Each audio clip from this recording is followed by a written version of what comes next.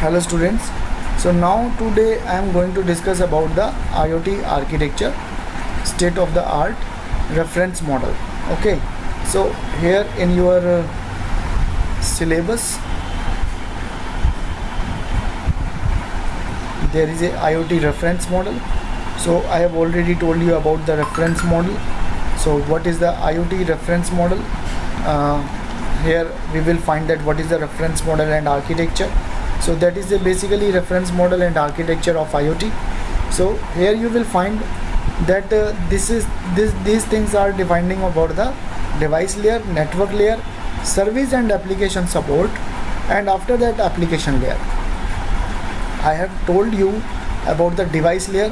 So there are many devices, there are device capabilities and gateway capabilities. So these two things are over there. Okay, so now let me tell you that what are the device capabilities. So device capabilities of IoT are here I will tell you that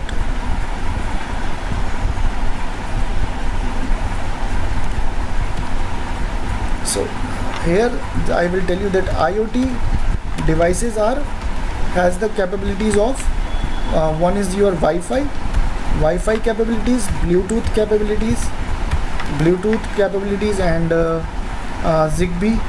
Zigbee is also protocol which can be used for the internet networking, and 4G, 3G, 5G, these type of technologies, 5G, 4G, and the devices can directly connect with the network, internet network, using these GSM modules, 2G and so on.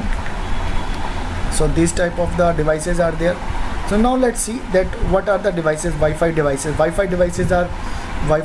I have just told you about in my last lecture about the Node MCU.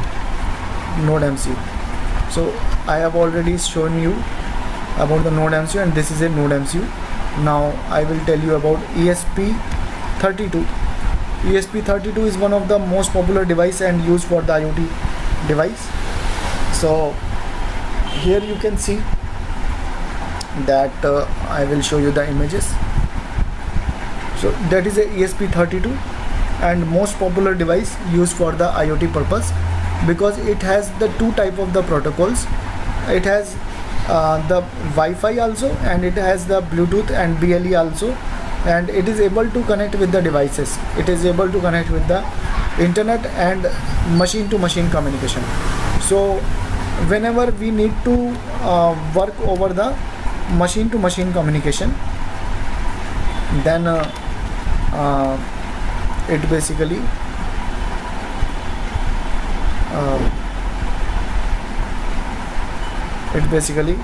M2M. For the M2M communication we need some protocols like Bluetooth, and we need Zigbee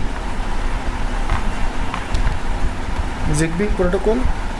So such type of architecture, sometimes cognitive radio is also going on in research, but does not have a particular research output. You can say we do not have its modules, cognitive radio modules.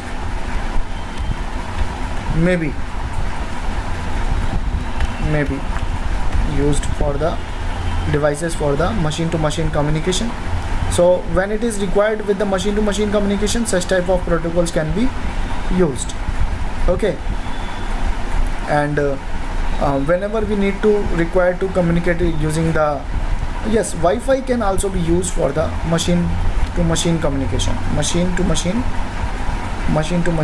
as well as it can be used for the IoT. Okay, sorry, Wi-Fi. It can be used. Wi-Fi can be used for the machine to machine, for M2M, as well as you can communicate with the internet also using this. Okay, so that is a thing. So this is the device layer. So this is the device capability.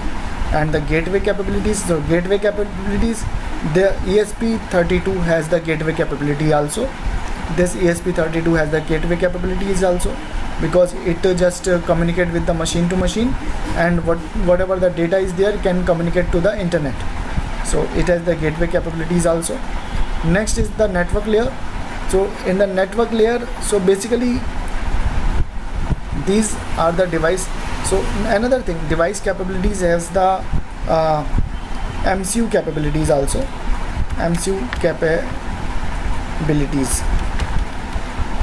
capabilities also.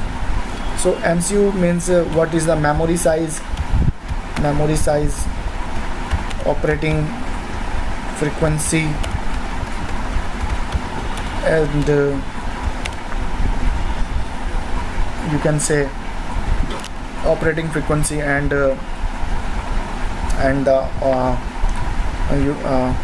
how much bit of the 16-bit, 32-bit processor. So which type of processor we are using for the IoT device, for the manipulation purposes and the processing purposes. So these all are the device capabilities and device capabilities. Okay, gateway capabilities. So in the device capabilities, it is related with this thing basically, that what is the memory size, operating frequency, 16-bit or 32-bit, and which type of the protocols it can exist. Okay, which type of the communication protocols is there exist, that will come in the gateway capabilities. Okay, so next we have the network layer. Network layer has the networking capabilities and transport capabilities. So here I have already told you about the Zigbee, Wi-Fi and all, and here is the service and application support. So what are the generic support capabilities and the specific support capabilities? So suppose we have the data and data of all over the city.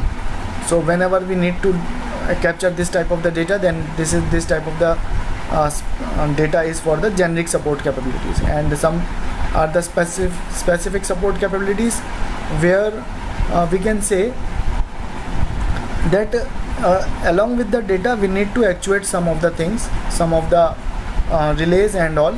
So at that time we need to go through the specific support capabilities.